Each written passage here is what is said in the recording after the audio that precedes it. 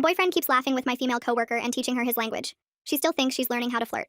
Trish started working at my waitressing job 5 months ago, and from the moment she saw my boyfriend Kaido, she set her eyes on him like he was the last infinity stone. He was half Japanese like me, meaning we related on a deep level, and for some reason Trish hated this the most.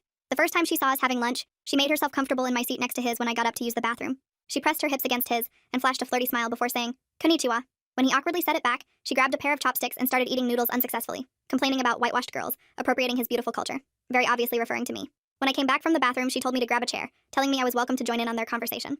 It definitely struck a nerve, but I was so secure in Kaido and I's relationship I didn't even mind. Until Trish started trying to implode us. She'd corner him when I wasn't looking and tell him innuendo-style phrases in Japanese that she got off Google Translate. Whenever we were talking, she'd always squeeze past us, very slowly, sometimes making sure to rub her behind against Kaido, and other times facing him directly and giving him the F me eyes. The thing that really made me mad was when she asked Kaido to come teach her Japanese at her house after work. I was going to confront her there and then, but we were in the middle of a very busy service, and I told myself I'd do it right after. Big mistake. You see, at some point during service, these important Japanese businessmen came in for food. They were at my section, but Trish practically shoved me aside to serve them. "Please speak Japanese. I understand everything," she told them. They looked pleasantly surprised and started rattling off their order with specific modifications and allergies. Trish just kept saying, "Hi, hi," while scribbling nonsense. 45 minutes later, it was chaos. One guy got served the wrong starter. Another received 2 sushi orders instead of his chicken chow mein. And the third guy actually started having an allergic reaction to shellfish, which he asked to exclude. That's when Trish did it. While Kaido ran to get the EpiPen, she pointed at me and told her cousin, who was the manager, that I changed the order to sabotage her. And without verifying anything, her cousin wrote me up on the spot in front of everyone. One more incident and you're terminated. I went home crushed and just cried to Kaido. I was wondering if just quitting was my best option, until Kaido suggested something. If she wants me to teach her Japanese, let's do exactly that. Over the next few weeks, we set our plan into place. At the restaurant, Kaido and I feigned relationship problems, and of course, Trish jumped at the opportunity to comfort him. She started sitting next to him again, placing his hand on her shoulder, getting dangerously close. And then Kaido went for it. He offered to teach her Japanese. Not at her house, just here in the restaurant. But she jumped at it like SpongeBob hearing the Goofy Goober song. Before I knew it, they were in the back together, laughing at each other and grinning ear to ear. Kaido was teaching her phrases, and she was listening to him with puppy eyes and repeating everything in the most seductive anime e-girl voice she could put on. Me and Kaido would exchange quick glances trying not to laugh because these phrases were just ridiculous. Very soon, he convinced her to start saying these phrases to customers. I would waitress next to her and hear her say kusobaba, meaning crappy old hag, to an elderly Japanese lady. I would have to clench my jaw tight so I wouldn't laugh. Another absolute gem I heard from here in one day alone were busu shine, meaning ugly betch, go die, to a little 7-year-old girl with autism. What made the whole situation so much better was how every time after insulting a customer, she'd run to Kaido to tell him she did it like she was a 4-year-old kid, showing you how quickly she could eat her crayon. All while Kaido would just smile at her and tell her she was doing great. For weeks, Trish insulted customers in Japanese, telling them kusokuta shine, eat shit and die, omae no senzo wo fakushiro, F your ancestors, or my personal favorite, ore baka dakedo wakateru tsumori, I'm stupid and think I know what I'm saying. But then the owner's mother's 85th birthday party happened. She was fully Japanese and seeing her son for the first time in 3 years. The owner was there, and they reserved an entire section to themselves. It was set to be an amazing night. Trish was waitressing, and that's when Kaido did it. He convinced her to go take the woman's order and told Trish to take it in Japanese, which she did. She went up to the owner's mother and with the confidence of a Bradley Martin in a street fight with an MMA fighter said, "Konnichiwa, kusobaba tsukainai, ketsu ni kisushiro," meaning, "Hello, you dumb old good-for-nothing beach, kiss my behind." The restaurant went silent. The owner's face drained of all color like someone had pulled a plug and let everything good flow out. His hands started shaking so bad the napkin in his lap fell to the floor. He pushed his chair back real slow and stood up, the metal legs scraping against the floor making this awful sound that made everyone flinch. Every single person at that birthday table just froze like they were playing freeze tag. Nobody moved. Nobody breathed. The owner's eyes stayed locked on Trish's face, and I swear the temperature in the whole restaurant dropped 10 degrees. Kaido practically jumped over 2 tables trying to get to the owner, his mouth going a mile a minute in Japanese, his hands moving around trying to explain something. The owner raised one hand sharp and quick, cutting Kaido off mid-sentence without even looking at him. His eyes never left Trish. That's when Trish's cousin shot up from wherever she'd been hiding and started pointing at me, her voice getting louder with each word. She kept saying I must have done something to mess with Trish again, that I was jealous and trying to ruin everything. The owner's mother sat there with her hands folded in her lap, this look on her face like someone had just slapped her, but she was too polite to say anything. The owner reached down real gentle and took his mother's arm, helping her stand up from her chair. He spoke to her in this soft Japanese that sounded nothing like how angry his face looked. Then he turned to everyone at the reserved section and told them service would be paused while he handled this situation. His voice was so calm it was scary, like when your dad gets quiet instead of yelling and you know you're really in trouble. Trish must have thought she could fix this because she started talking again, more of those Japanese phrases tumbling out of her mouth. Each word made things worse. The birthday guests started pulling out their phones and I could see them typing stuff into translation apps. One lady's eyes went huge and she covered her mouth with her hand. Another guy actually laughed, but not in a funny way, more like he couldn't believe what he was hearing. Trish kept going, probably calling them all kinds of horrible things while thinking she was apologizing. Kaido grabbed Trish's arm and told her to stop talking right now, that she was making everything worse. She looked at him all confused, her face scrunched up like a little kid who doesn't understand why they're in trouble. She tried to pull her arm away and kept trying to talk, probably thinking if she just said more Japanese words it would somehow fix everything. The owner's voice cut through the room when he told Trish to leave the floor immediately and not come back until he called for her. Then he looked right at me and asked me to help the other servers calm the guests and continue service. The way he said it made it super clear this wasn't over, not by a long shot. I walked over to the owner's mother and bowed the way my grandmother taught me when I was little. I said I was sorry in Japanese for the disruption to her celebration, using the formal words I'd learned growing up. She looked at me with this disappointment that hit me right in the gut. My stomach felt like it dropped through the floor because I knew I was partly responsible for ruining this sweet old lady's special day. The kitchen was chaos when I went back there to grab some water pitchers. Trish's cousin cornered me between the prep station and the dishwasher, her face all red and angry. She started yelling that this was all my fault, that I'd been jealous of Trish since day one. The kitchen staff kept their heads down, chopping vegetables and stirring pots, but I could feel everyone listening. She got right in my face and said if I didn't fix this somehow, she'd fire me on the spot. Her spit actually hit my cheek when she was yelling. The rest of the shift was the longest 3 hours of my life. Every time I walked past the owner's table, I felt sick. The birthday cake sat there untouched. The candles never even lit. The owner had moved his mother to a quieter corner table, and they sat there talking quietly, while the party guests slowly trickled out, some of them shaking their heads and muttering to each other. When the shift finally ended, I practically ran to the parking lot. Kaido was already there, leaning against his car with his head in his hands. He looked up when he heard my footsteps and immediately started saying the plan went way too far. We sat in his car with the engine off, going back and forth about whose idea it was in the first place. He kept saying we should have known it would go bad when she started insulting regular customers. I kept saying he was the one who pushed her to do it at the birthday party. We were both defensive and guilty at the same time, our voices getting louder, then quieter, then louder again. Neither of us wanted to admit we'd let our stupid revenge plan hurt an innocent old lady on her birthday. The parking lot was almost empty by the time we stopped arguing, both of us just sitting there feeling awful about everything. My phone started buzzing in my pocket while we sat there. I pulled it out and saw a group text from the owner to all staff about a mandatory meeting tomorrow morning before opening. The message was only 2 lines long, but formal in a way that made my stomach drop. Kaido's phone went off at the same time and we both just stared at our screens. Other staff started replying with question marks and worried emojis, but the owner never responded. I drove home alone after dropping Kaido at his place and couldn't eat dinner. My roommate asked what was wrong, but I just went straight to my room. I laid in bed staring at the ceiling for hours. Every time I closed my eyes, I saw the owner's mother's face when Trish said those awful things to her. The hurt in her eyes kept replaying in my head. I thought about the businessman who got sick because of Trish's lies about understanding Japanese. I thought about how I let this whole revenge thing go way too far just because I was mad about getting written up unfairly. Around 3 in the morning, I finally dozed off but kept waking up every hour checking my phone to see if the meeting was canceled. It wasn't. I got to the restaurant 45 minutes early the next morning, but half the staff was already there looking nervous. The owner wasn't there yet, but this older guy in a suit was setting up papers at the big table we use for parties. Trish walked in with her cousin, and they both looked confident like nothing was wrong. When everyone arrived, the guy in the suit introduced himself as Pascal Levy, a senior manager from the owner's other restaurant downtown. He said he was here to conduct a formal investigation into last night's incident, and everyone needed to give their account of what happened. His voice was calm, but serious in a way that made it clear this wasn't just some regular staff meeting where we talk about new menu items. He had a yellow legal pad and started calling people up one by one to tell their version of events. Trish went first and immediately started crying. She said she had no idea what those phrases meant, and that I must have set her up because I was jealous of her relationship with Kaido. She kept wiping her eyes with tissues and saying she was just trying to be respectful to the owner's mother by speaking her language. Her cousin nodded along and added that I'd been causing problems since Trish started working here. Pascal wrote everything down without any expression on his face. When he called Kaido up next, I could see my boyfriend's hands shaking. Kaido sat down and looked at the table while he talked. He admitted he taught Trish the phrases but said he never told her what they really meant. He kept his eyes down, and I could tell he was struggling between protecting me and telling the whole truth about our plan. Pascal asked him why he would teach her wrong phrases, and Kaido just said it was a joke that went too far. Then Rick Walton raised his hand and asked if he could speak. Rick was this waiter who'd been there for 3 years and usually kept to himself. He stood up and told Pascal he'd been watching Trish use those same phrases on Japanese customers for weeks. He said he heard her call an old lady terrible things and insult a little girl with special needs. He also brought up how I got written up after the businessman incident when Trish was the one who messed up their order and caused the allergic reaction. Pascal's eyebrows went up and he started writing faster. He asked Rick if he had any proof, and Rick said he'd taken some videos on his phone of Trish saying the phrases to customers. The room got really quiet. Pascal stood up and told everyone to submit written statements about the incident by 5 o'clock today. He said we needed to include any evidence like texts, photos, or videos related to what happened. Then he looked right at all of us and said lying or holding back information would result in immediate termination. The way he said it made it clear he wasn't messing around. After the meeting ended, I went to check next week's schedule posted in the break room. My name was barely on there. I went from 35 hours to just 12. Trish's cousin was standing by the schedule with this smirk on her face that made it obvious she did this to punish me while she still had the power to make schedules. I didn't say anything and just took a picture of the schedule with my phone. I went home and opened my laptop to start working on my statement. I made a detailed timeline starting from when Trish first started hitting on Kaido 5 months ago. I included dates and times for every incident I could remember. I found old text messages where I told friends about Trish rubbing against Kaido in the hallway. I had photos of schedule changes from the past few months showing how the cousin always gave Trish the best shifts. My hands were shaking as I typed everything up because I knew this document might be the only thing that saves my job. I organized everything into folders on my computer with labels for each type of evidence. Around 7 that night, my phone buzzed with a notification from social media. Trish had sent me a direct message saying she owned the floor now and I was finished. She said her cousin would make sure I never got decent hours again and that Kaido would be hers soon. She ended it with 3 laughing emojis. I immediately took a screenshot and added it to my evidence folder. Then I blocked her on everything. 2 days later, Pascal called me while I was getting ready for my shift and asked if I could come in early to discuss the complaints he'd received. The owner had gotten 6 separate emails from birthday party guests with exact translations of what Trish said, plus formal complaints about the whole mess. Pascal's voice sounded worried as he read me parts of the emails and asked me to confirm if this matched what I'd been reporting about Trish's behavior over the past weeks.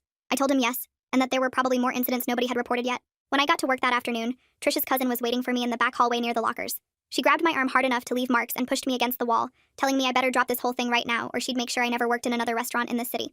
My phone was already recording in my pocket because I'd started doing that whenever I came to work after getting Trish's message. The cousin kept going, saying she knew people at every restaurant within 20 miles, and one phone call from her would end my career. She said her family had connections I couldn't even imagine, and that I was just some nobody who didn't matter.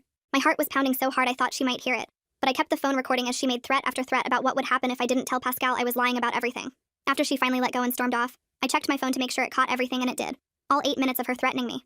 Rick found me in the break room later looking pretty shaken up and asked if I was okay.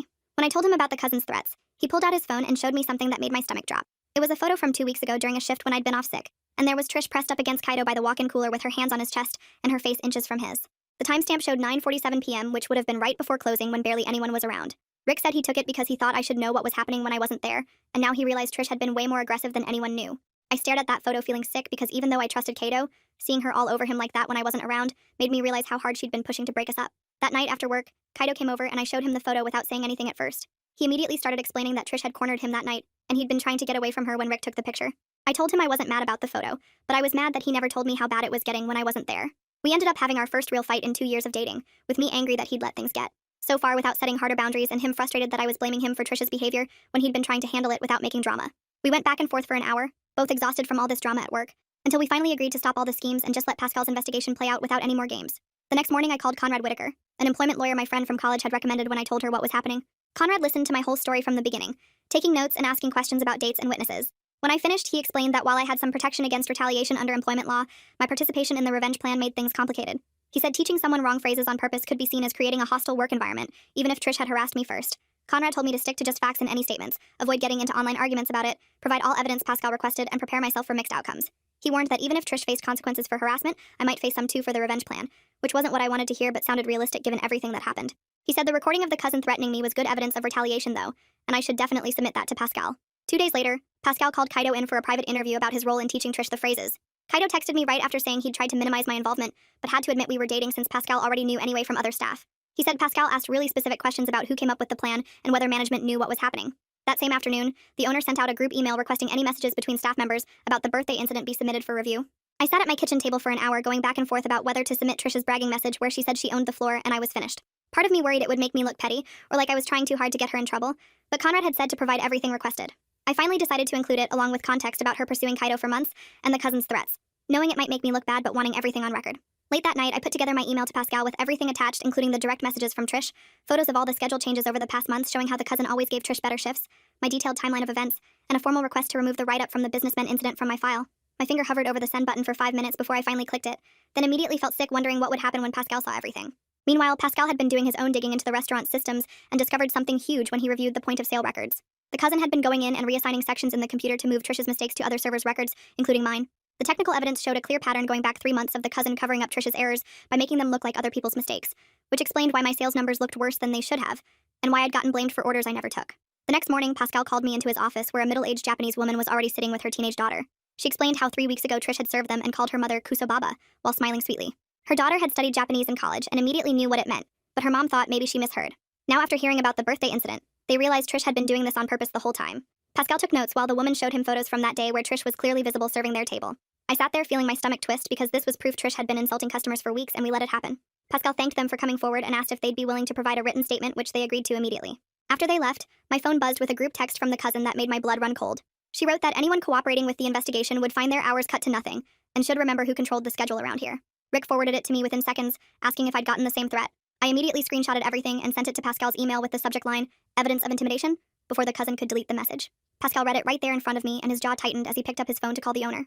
That night, Kaido came over and we sat at my kitchen table staring at a blank document on his laptop. We both knew we had to come clean about teaching Trish those phrases on purpose, or the truth would come out anyway, and make everything worse. My hands shook as I typed out how the harassment started, the false accusation about the businessmen, and how we planned the whole revenge scheme.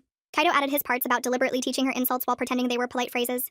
We printed 2 copies and signed them both, knowing this confession might cost us our jobs, but lying would be even worse. 3 days later, Pascal scheduled another all-staff meeting in the main dining room before opening. Kaido and I sat together holding our statements while Trish glared at us from across the room, and the cousin stood near the door with her arms crossed. Pascal asked us to read our statements first, and my voice cracked as I admitted everything we'd done. I explained the months of harassment, the way Trish touched Kaido constantly, how the cousin always took her side, and yes, how we taught her those terrible phrases as revenge. Kaido read his part next, taking full responsibility for coming up with the specific insults and convincing Trish to use them on customers. The room was dead silent except for the sound of Pascal's pen scratching notes, while the owner sat in the corner with his face completely unreadable. When we finished, Pascal stood up and announced his decisions without any emotion in his voice. Trish was suspended immediately pending final review of all the evidence, including multiple customer complaints that had come forward. Kaido was also suspended for 2 weeks without pay for deliberately sabotaging service and endangering customer relations. The cousin was removed from all scheduling duties effective immediately, and would no longer have any management responsibilities. The room erupted in whispers and shocked gasps, but Pascal raised his hand for silence.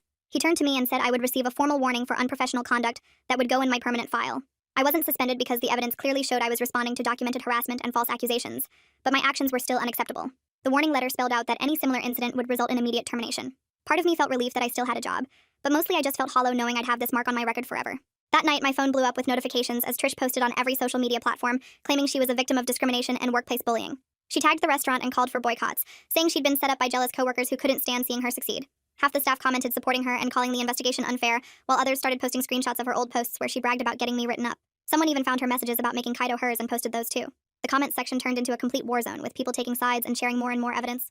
My fingers itched to respond and defend myself, but I remembered Conrad's advice about staying quiet and letting facts speak for themselves. Instead, I spent hours organizing every piece of evidence into labeled folders on my computer just in case this turned into a legal issue. I had the screenshots of threats, documentation of schedule changes, witness statements Rick had shared with me, and even security footage timestamps Pascal had mentioned.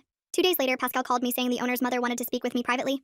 My heart pounded as I drove to the restaurant, knowing I had to face the woman whose birthday I'd helped ruin. She was sitting in a quiet corner booth when I arrived and gestured for me to sit across from her. I bowed my head and apologized in Japanese, telling her how deeply sorry I was for my part in ruining her celebration. I explained there was no excuse for what we did, and that I took full responsibility for letting revenge cloud my judgment. She listened without interrupting, her weathered hands folded on the table between us. When I finished, she looked at me for a long moment before speaking in accented but clear English. She said she was disappointed in everyone involved, but understood that the situation had been building for months with nobody in management paying attention. She wanted the restaurant to be better, to treat all workers fairly regardless of who they knew, and to respect customers of every background. Her son had already promised to bring in outside oversight to fix the toxic culture that had developed. She told me that while my actions were wrong, she could see I was genuinely sorry, and hoped I would learn from this experience. 3 days later, Pascal called everyone into the main dining room before opening, and stood at the front with the owner beside him. The owner's face looked tired but determined as he cleared his throat and started reading from a paper in his hands. He announced that after reviewing all the evidence and witness statements, Trish was terminated immediately for harassment and creating a hostile work environment. The room stayed completely silent as he continued, explaining that all staff would now be required to attend mandatory cultural sensitivity training starting next week.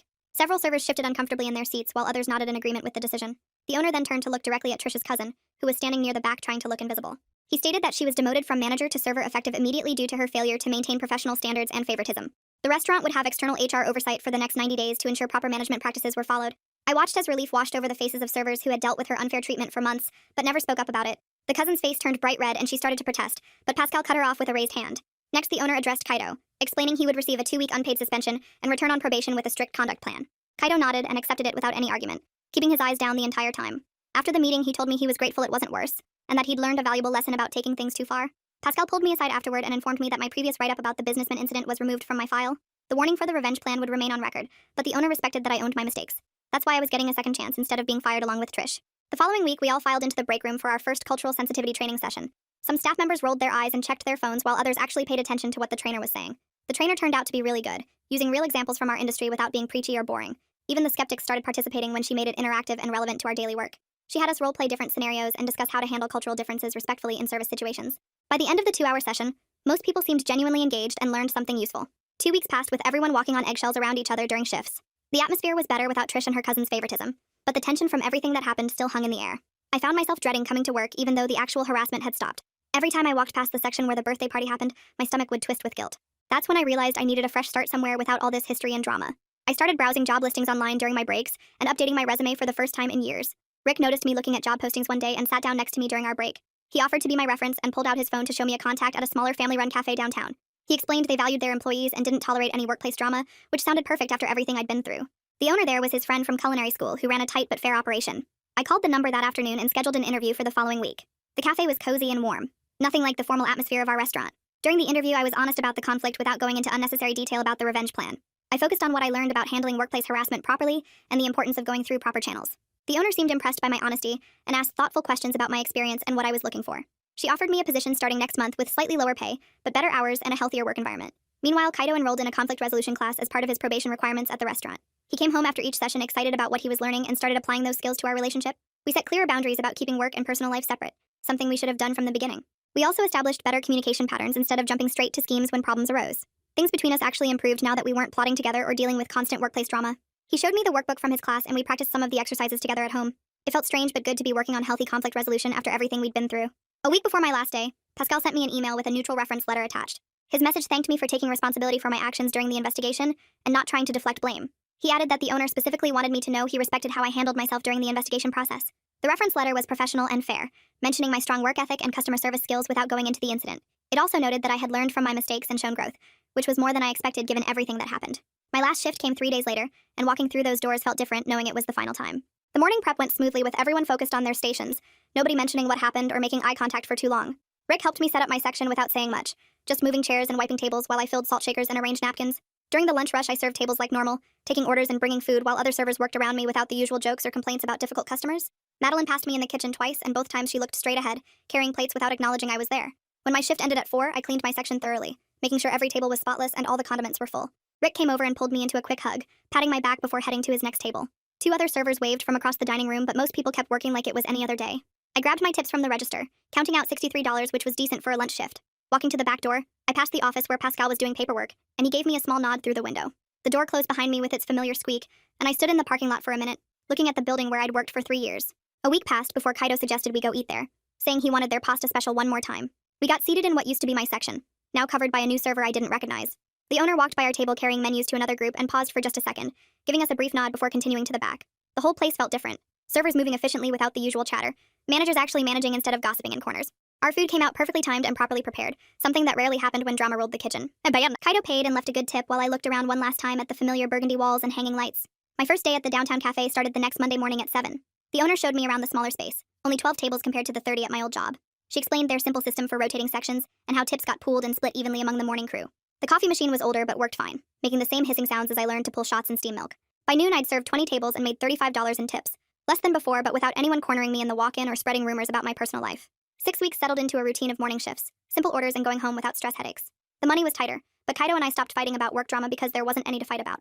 I slept through the night without replaying conversations or planning comebacks, just setting my alarm and showing up ready to pour coffee and serve eggs. Thanks for hanging out and exploring all those questions with me today. I really loved just wondering about things together. Can't wait to share more curiosity with you soon. If you made it to the end, drop a comment. I love reading all your comments.